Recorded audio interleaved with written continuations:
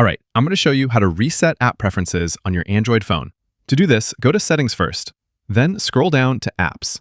On some phones, you'll need to tap a button that says View All Apps first. Then locate those three dots on your screen. Tap that and choose Reset App Preferences. It'll ask you to confirm and give you a quick overview of what's about to happen. This will reset all your default app actions, meaning when you open a file on your phone that always opens with a specific app, that association gets reset. It'll also restore any disabled apps back to enabled status, reset app permission restrictions, reset background data restrictions, and reset notification settings. But importantly, it will not delete any app data or files, so your photos, logins, messages, and game saves, for example, won't be affected by this at all.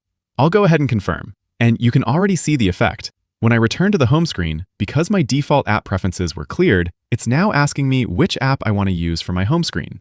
I'll just select the standard One UI Home, which is default on a Samsung phone. And that is how you reset app preferences on your Android phone. Click that like button if this video helped, and subscribe for more.